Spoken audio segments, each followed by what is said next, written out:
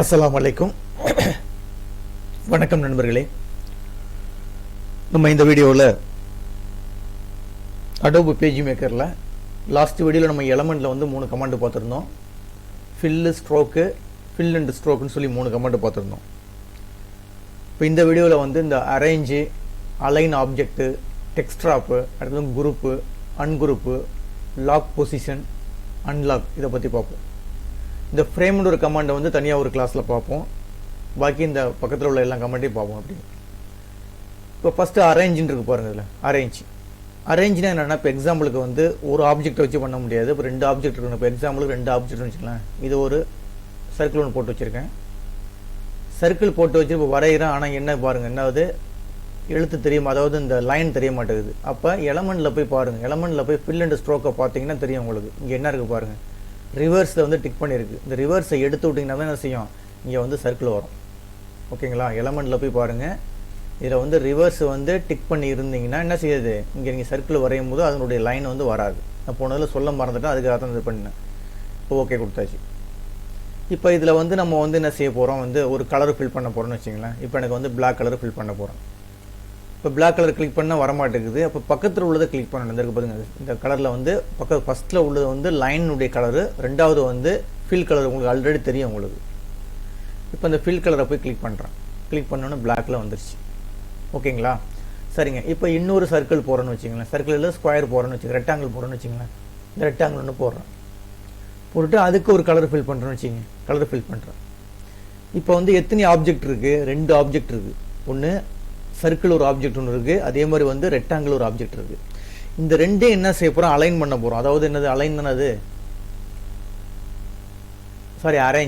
Arrange பண்ண போகிறோம். அரேஞ்ச்னா எப்படின்னா, எது வந்து ஃபஸ்ட்டு வரணும், எது பின்னாடி வரணும், எது முன்னாடி வரணும். இந்த மாதிரி எனக்கு வந்து சர்க்கிள் வந்து முன்னாடி வரணுமா, இல்லை வந்து எனக்கு ரெக்டாங்கிள் வந்து பின்னாடி போகணுமா, இல்லை ரெக்டாங்கிள் வந்து முன்னாடி இருக்கணுமா. இந்த மாதிரி அதை நம்ம என்ன செய்யலாம், 2 ஆப்ஜெக்டையோ ஒன்று ஃப்ரண்ட்லேயோ ஒன்று பேக்லேயோ மாற்றி மாற்றி பார்க்கலாம்.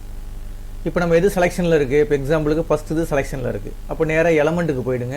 போய் அரேஞ்சு கொடுத்துட்டிங்கன்னா, இப்போ பாருங்கள், பிகின் ஃபார்வேர்டுன்னு கொடுத்தீங்கன்னா ஒன்றும் ஆகல. அதே வந்து சென்ட் பேக்குன்னு கொடுங்க, அப்படியே பேக்கில் போயிடுச்சு.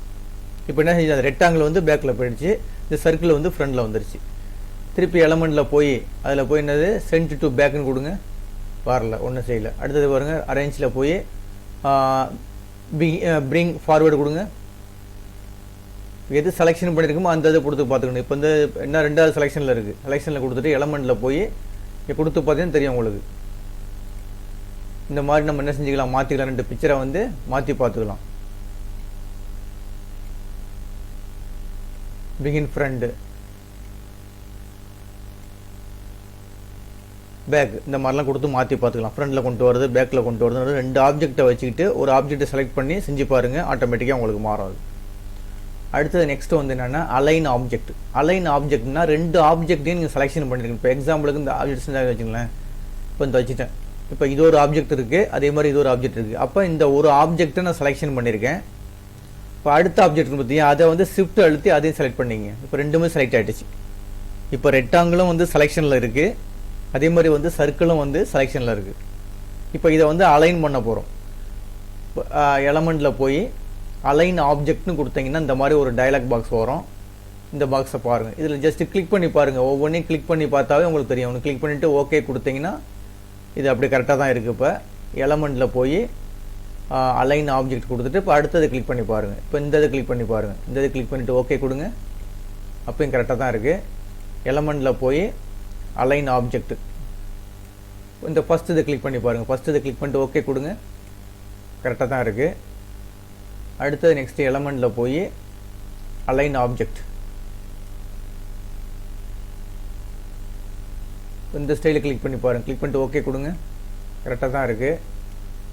அலைன் ஆப்ஜெக்ட்டு எந்த மாதிரி ஸ்டைலில் வேணும், இப்போ இதை கொடுத்து பாருங்கள். கொடுத்துட்டு ஓகே கொடுங்க. அப்போ மாறுது பாருங்கள். இப்போ அதாவது நம்ம என்ன உள்ளே வச்சுருக்கோமோ அது அந்த 2 ஆப்ஜெக்ட்டுக்குள்ளே ஆட்டோமேட்டிக்காக மாறிக்கும். அதுக்கு பல ஸ்டைல்லாம் அதில் ரெடிமேடாக வச்சுருக்காங்க. ஜஸ்ட்டு கிளிக் பண்ணி பார்த்தீங்கன்னா உங்களுக்கு தெரியும். இப்போ எனக்கு இந்த மாதிரி ஸ்டைலில் வேணும், இல்லை இந்த மாதிரி ஸ்டைலில் வேணும், இல்லை இந்த மாதிரி ஸ்டைலில் வேணும். ஜஸ்ட் கிளிக் பண்ணிட்டு ஓகே கொடுத்தீங்கன்னா அதுக்கு தகுந்த மாதிரி மாறி கொஞ்சம் இறங்கிடுச்சு பாருங்கள். அதே மாதிரி ஆட்டோமேட்டிக்காக மாறிக்கும். இது வந்து 2 ஆப்ஜெக்டை வந்து ட்ராக் பண்ணி 2யும் செலெக்ஷன் பண்ணிங்க. செலெக்ஷன் பண்ணிவிட்டு அந்த ஆப்ஷனை கொடுத்து மாற்றி பார்த்தீங்கன்னா அந்த ஆப்ஜெக்ட் எப்படி மாறுதோ இது பண்ணிக்கலாம் உங்களுக்கு. எலமெண்ட்டில் போய் அலைன் ஆப்ஜெக்ட் கொடுத்துட்டு இது பண்ணிக்க வேண்டியது. இப்போ எனக்கு இந்த மாதிரி வேணும், இந்த ஸ்டைலில் வேணும், ஓகே கொடுத்தீங்கன்னா இந்த மாதிரி மாறிக்கும்.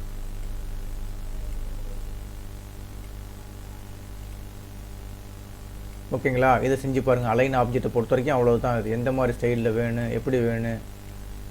ஸோ இப்போ வந்து சர்க்கிள் சென்டரில் வந்துருச்சு. இந்த மாதிரிலாம் பண்ணிக்கலாம் நீங்கள். அடுத்தது வந்து டெக்ஸ்ட் ட்ராப், ரொம்ப முக்கியமானதுங்கிறது.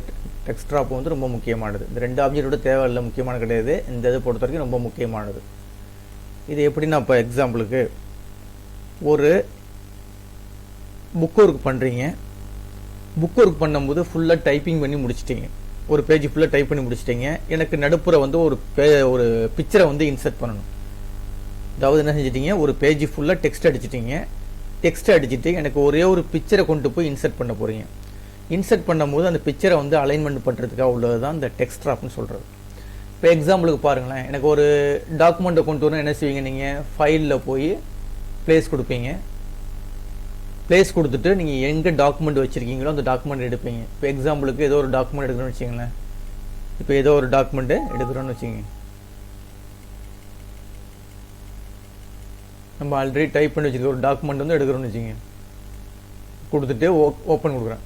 ஓப்பன் கொடுத்தோன்னே ஏதோ ஒரு டாக்குமெண்ட்டில் உள்ள டெக்ஸ்ட்டை வந்து நம்ம என்ன செய்ய போகிறேன், பேஜ் மேக்கர் கொண்டு வர போகிறேன். இப்போ ப்ளேஸ் மூலம் தான் கொண்டு வரணும். பிக்சரும் அப்படி தான் கொண்டு வரணும், டாக்குமெண்ட்டையும் அப்படி தான் கொண்டு வரணும். அப்படி இல்லைன்னா என்ன செய்யலாம், இன்டர்நெட்டில் போய் ஒரு டாக்குமெண்ட்டை வந்து செலெக்ஷன் பண்ணிக்கிட்டு Ctrl+C கொடுத்து இங்கே வந்து Ctrl+V கொடுத்தீங்கன்னா பேஸ்ட் ஆகிடும். இப்போ இந்த இடத்துல ஜஸ்ட் கிளிக் பண்ணிட்டோம்னா என்ன செஞ்சிடும், அந்த நம்ம என்ன டாக்குமெண்ட் அந்த டாக்குமெண்ட் அப்படியே வந்துடும். இப்போ டாக்குமெண்ட் வந்துருச்சு. இப்போ இதில் வந்து சென்டரில் அந்த இடத்துல வந்து ஒரு பிக்சரை கொண்டு வந்து வைக்க போகிறேன். அப்போ எப்படி வைக்கிறது, ப்ளேஸுக்கு தான் போவீங்க, ஃபைலுக்கு போவீங்க, ப்ளேஸை கிளிக் பண்ணுவீங்க. எனக்கு ஒரு பிக்சர் வேணும்னு வச்சிங்களேன், ஏதோ ஒரு பிக்சர் வேணும். அப்படி ஜஸ்ட் கிளிக் பண்ணி எந்த பிக்சர் வேணுமோ, இப்போ எக்ஸாம்பிள் இந்த கம்ப்யூட்டர் பிக்சர்னு வச்சுங்களேன், ஓப்பன் கொடுக்குறீங்க. ஓப்பன் கொடுத்துட்டு கண்டினியூ வரல, ஃபைலில் போய் திருப்பி ப்ளேஸ் கொடுத்து பாருங்கள். இப்போ வந்து ஒரு பிக்சர் எடுத்துகிட்டு ஓப்பன் பண்ணுறேன். எஸ் கொடுத்துருங்க. எஸ் கொடுத்துட்டு இந்த இடத்துல நமக்கு கிளிக் பண்ணுறோன்னு வச்சுங்களேன். இப்போ பாருங்கள், இப்போ என்ன செஞ்சிருச்சு, ஒரு டெக்ஸ்ட்டும் இருக்குது, அதே மாதிரி பிக்சரும் இருக்குது. அப்போ இந்த கீழே உள்ள டெக்ஸ்ட்லாம் மறையுது. ஓகேங்களா? இப்போ இந்த ஒரு பிக்சர் இருக்குது, இந்த பிக்சர் வேணால் பெருசாக வேணாலும் போட்டு பாருங்கள். இந்த பெருசாக இருக்குது. அப்போ இந்த இடத்துல உள்ள கீழே உள்ள டெக்ஸ்ட் எதுவுமே தெரிய மாட்டேங்குது. அப்போ இந்த மாதிரி சுச்சுவேஷனில் அந்த டெக்ஸ்ட் ட்ராப்னு சொல்லி அந்த ஆப்ஷனை யூஸ் பண்ணிங்கன்னா, சில ஆப்ஷன்லாம் அதில் வச்சுருக்காங்க. எலமெண்ட்டில் போய் இந்த இதை கிளிக் பண்ணி பாருங்கள். கிளிக் பண்ணி பார்த்தீங்கன்னா அழகாக தெரியும் உங்களுக்கு. இந்த ஆப்ஷன்லாம் இருக்குது பாருங்கள். இப்போ வந்து இந்த ஃபஸ்ட்டு ஆப்ஷனில் இருக்குது. அப்போ என்ன செஞ்சுருக்கு, எழுத்தும் இருக்குது, பிக்சரும் இருக்குது. ஆனால் பிக்சருக்கு கீழே உள்ள எழுத்து வந்து மறைஞ்சிருக்கு. பக்கத்து இதை கிளிக் பண்ணி பாருங்கள். இந்த இதை பக்கத்தை கிளிக் பண்ணி பாருங்கள். கிளிக் பண்ணிட்டு ஓகே கொடுங்க. ஓகே கொடுத்து என்ன செய்யும், அதில் உள்ள எழுத்துலாம் அப்படியே ஆட்டோமேட்டிக்காக அட்ஜஸ்ட் பண்ணி ஒதுங்கி போயிடும். கீழே மொத்தம் எம்டியாக இருக்கும். அந்த பாருங்கள், கீழே எம்டியாக இருக்குது பாருங்கள். கீழே வந்து டெக்ஸ்ட் எதுவுமே இருக்காது. இந்த மாதிரி பண்ணிக்கலாம். அப்போ அழகாக ஒதுங்கிடுச்சு பாருங்கள், டெக்ஸ்ட்லாம் அழகாக ஒதுங்கிடுச்சு. திருப்பி அடுத்த ஆப்ஷனையும் கிளிக் பண்ணி பாருங்கள். எலமெண்ட்டில் போய் டெக்ஸ்ட் ட்ராப் ரொம்ப முக்கியமானதுங்க இது. அடுத்து இந்த மாதிரி கொடுத்து பாருங்கள். இந்த எடுக்க மாட்டேங்குது. இப்போ இந்த இது கொடுத்து பாருங்கள். இது என்னென்னா மேலேயும் கீழேயும் டெக்ஸ்ட் இருக்கும். ஓகேங்களா? 2 சைட்லேயும் டெக்ஸ்ட் இருக்காது. மேலே டாப்பில் இருக்கும், பாட்டத்தில் இருக்கும் டெக்ஸ்ட். இதை கிளிக் பண்ணிவிட்டு ஓகே கொடுங்க. ஓகே கொடுத்தீங்கன்னா என்ன செய்யும், இப்போ டாப்லேயும் பாட்டத்துலேயும் டெக்ஸ்ட் இருக்கும். 2 லெஃப்ட் சைட்லேயும் ரைட் சைட்லேயும் இருக்காது. இந்த மாதிரி பண்ணிக்கலாம்.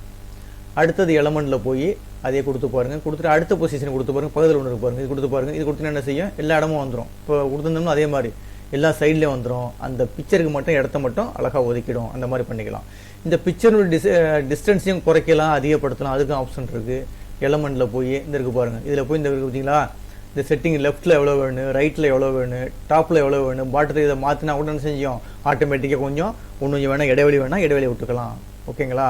இதை மட்டும் இது பண்ணிக்கலாம். அடுத்து wrap text and the same layout only. இது வேணாலும் கொடுத்து பாருங்கள், ஒர்க் அவுட் பண்ணுவோம். இந்த டெக்ஸ்ட் ரேப்பை பொறுத்த வரைக்கும் அவ்வளோதாங்க.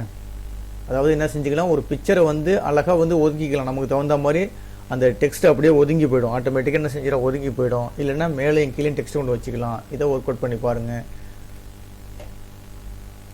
இல்லைன்னா பார்த்துருக்கோம். இப்போ அரேஞ்சினா என்னென்னு பார்த்துருக்கோம். அரேஞ்சினா என்ன செய்யணும், 2 பிக்சரை வச்சுக்கிட்டு அரேஞ்சு 2 பிக்சர் ஃப்ரண்டில் வர்றதா பேக்கில் வர்றதா அந்த மாதிரி பார்த்துக்க வேண்டியது. அடுத்து அலைன் ஆப்ஜெக்ட் வந்து என்னது, 2 ஆப்ஜெக்ட் வச்சுட்டு அதுக்குள்ளே அலைன்மெண்ட் பண்ணுறது. இப்போ 2 ஆப்ஜெக்ட் போட்டிருக்கீங்க, ஒன்று லெஃப்ட்டில் வருமா, ரைட்டில் வருமா, சென்டரில் வருமா, அது அரேஞ்ச் பண்ணிக்கலாம். டெக்ஸ்ட்டாக பார்த்துட்டோம். பிக்சரை கொண்டு, அதாவது டெக்ஸ்ட்டை வச்சுக்கிறீங்க. டெக்ஸ்ட்டை வச்சுக்கிட்டு அதில் பிக்சரை கொண்டு வரும்போது பிக்சர் எப்படி வேணும், எனக்கு டாப்பில் வேணும், அதாவது டாப்லேயும் பாட்டத்தில் மட்டும் எனக்கு டெக்ஸ்ட் வேணும், நடுப்புற பிக்சர் வேணுமா, இல்லை சுற்றில எனக்கு இப்போ டெக்ஸ்ட் வரணும், நடுப்புற மட்டும் பிக்சர் வேணுமா, இந்த மாதிரிலாம் நீங்கள் செட் பண்ணிக்கலாம். அடுத்து குரூப்புங்க. குரூப்னு என்னென்னு பாருங்கள். இப்போ புதுசாக ஒரு ஃபைல் வேணால் ஓப்பன் பண்ணிங்க, ஃபைலில் போய் நியூ கொடுத்துட்டு ஓகே பண்ணிட்டேன். மோஸ்ட் ரைட் கிளிக் பண்ணிவிட்டு ஆக்சுவல் சைஸ் கொடுக்குறேன். இல்லைனா அதர் வியூவில் போய் 150 கொடுத்துங்க, ஒர்க் பண்ணுறது கரெக்டாக இருக்கும். 150 கொடுத்துட்டு ஓகே கொடுத்துங்க. இப்போ ஸ்க்ரீன் ஃபுல்லாக தெரியும் உங்களுக்கு. இப்போ இதில் வந்து என்ன செய்ய, அடுத்தது ஆப்ஷன் என்ன பார்க்குறோம், எலமெண்ட்டில் வந்து குரூப்னா என்னென்ன பாருங்களேன். இப்போ எக்ஸாம்பிளுக்கு இங்கே ஒரு சர்க்கிள் ஒன்று போட்டு ரெக்டாங்கிள் ஒன்று போட்டிருக்கேன். இந்த இடத்துல ஒரு ஸ்கொயர் சர்க்கிள் ஒன்று போட்டிருக்கேன். ஓகேங்களா? இப்போ பாருங்களேன், இப்போ இது செலெக்ஷனில் இருக்குது. இப்போ இதை நவுத்துனா இது மட்டும் தான் நான் வரும் எனக்கு. பாருங்களேன், இப்போ நவர்த்தி பாருங்கள், இது மட்டும் தான் நான் வருது. இப்போ இதை கிளிக் பண்ணிவிட்டு இதை நவுத்துனீங்கன்னா இது மட்டும் தான் நான் வருது. எனக்கு ரெண்டுமே சேர்ந்து நவர்னு. அப்போ அந்த மாதிரி சுச்சுவேஷனில் என்ன குரூப் பண்ணிக்கலாம். குரூப்னு கொடுத்துட்டிங்கன்னா ரெண்டையும் மூவ் பண்ணும்போது ரெண்டும் சேர்ந்து மூவ் ஆகும். இப்போ இதையும் செலெக்ஷன் பண்ணியிருக்கேன். ஷிஃப்ட் அழுத்திக்கிட்டு இந்த சர்க்கிளையும் செலெக்ஷன் பண்ணிங்க. இப்போ ரெண்டும் செலெக்ஷன் ஆகிடுச்சு. செலெக்ஷன் பண்ணிட்டு நேராக போய் எலமெண்ட்டில் போய் குரூப்னு கொடுத்தீங்கன்னா இப்போ பாருங்கள், நவத்தும் போது பாருங்கள் ரெண்டும் சேர்ந்து நவரும். ஒரு குரூப் ஆக்கியாச்சு. அப்போ சர்க்கிளும் ரெக்டாங்கிளும் ஒரு குரூப். ஓகேங்களா? எனக்கு தேவையில்லை இந்த குரூப்பை பிரிக்கிற மாதிரி இருந்துச்சுன்னா அதில் ஒரு ஆப்ஷன் வந்திருக்கும். குரூப்பு பண்ணால் தான் இந்த அன்குரூப்பு வேலை செய்யும். இப்போ அன்குரூப்பை கொடுத்து ஜஸ்ட் கிளிக் பண்ணிங்கன்னா இப்போ இது மட்டும் கிளிக் பண்ணினா என்ன செய்யும், இப்போ இதை கிளிக் பண்ணால் இது மட்டும் தான் வரும், இதை கிளிக் பண்ணிங்கன்னா இது மட்டும் தான் வரும். இந்த மாதிரி பண்ணிக்கலாம். அப்போ குரூப்னா என்னென்னு தெரியும், இப்போ அன்குரூப்னா என்னென்னு தெரியும். அதுக்கு அடுத்து நெக்ஸ்ட்டு வந்து லாக் பொசிஷன், அன்லாக் பொசிஷன். இப்போ வந்து இந்த ஆப்ஜெக்ட் வந்து நவுத்துறோம்ல, இப்படி நவுத்துறோம். ஓகேங்களா? அதே மாதிரி இந்த ரெக்டாங்கிள் வந்து நவுத்துறோம். இதை எனக்கு நவுத்தக்கூடாது, அப்படியே ஃபிக்ஸ் பண்ணி ஒரு பூட்டு போடணும். அந்த மாதிரி செய்யலாம். இப்போ ரெக்டாங்கிள் இருக்குது. ரெக்டாங்கில் வந்து என்ன செய்ய, எலமெண்ட்டில் போய் லாக் பொசிஷன் கொடுத்துட்டேன். இப்போ கொடுத்து நவுத்தி பாருங்க. இதை கிளிக் பண்ணி நவருங்க. நவராது, அப்படியே லாக் பண்ணியாச்சு. ஒரு பூட்டு வந்து வந்துச்சு பாருங்கள். இப்போ இதை நவுத்தலாம். இதை வந்து நம்ம ஒன்றும் லாக் பண்ணலை. இப்போ இதை தான் லாக் பண்ணி வச்சுருக்கோம். இங்கே பாருங்கள், நவுத்த முடியல. அப்போ இந்த லாக்கை திருப்பி எடுக்கிறதுனா எலமெண்ட்டில் போய் அன்லாக்னு கொடுத்துட்டிங்கன்னா போதும். இப்போ திருப்பி இது வந்து ரிமூவ் ஆகிடும். இப்போ என்ன செய்யலாம், இதை வந்து மூவ் பண்ணலாம். ஓகேங்களா? இப்போ சர்க்கிளில் பாருங்கள், ஜஸ்ட் கிளிக் பண்ணுறேன். எலமெண்ட்டில் போய் லாக் பொசிஷன் கொடுக்குறேன். கொடுத்துட்டு இப்போ நவுத்து பாருங்கள். இது நவுத்த முடியாது. இப்போ என்ன, லாக் பண்ணிட்டேன். திருப்பி வேணா எலமெண்ட்டில் போய் அன்லாக்னு கொடுத்துட்டிங்கன்னா திருப்பி என்ன செய்யலாம், இதை வந்து மூவ் பண்ண முடியும். ஓகேங்களா? அப்போ நம்ம இது வரைக்கும் பார்த்துருக்கோம். இதில் வந்து இப்போ என்ன, ஒரே ஒரு கமாண்ட் விட்டுருக்கோம், ஃப்ரேம் அப்புறம் பார்ப்போம். அதே மாதிரி வந்து இந்த இமேஜ்னு ஒரு கமாண்ட் இருக்குது, மாஸ்க்கு அன்மாஸ்க்கு இமேஜ், அதையும் மூணையும் சேர்ந்து ஒரு கிளாஸில் பார்ப்போம். அடுத்த வீடியோவில் இந்த பாலிகான் செட்டிங்கை பற்றி பார்ப்போம். பாலிகான் செட்டிங்னா என்னன்னு சொல்லி அடுத்த வீடியோவில் பார்ப்போம். ஓகேங்களா? இந்த வீடியோ கிளிப் பிடிச்சிருந்துச்சின்னா சப்ஸ்கிரைப் பட்டனை கிளிக் பண்ணி என்கரேஜ் பண்ணுங்கள். ரொம்ப நன்றிங்க.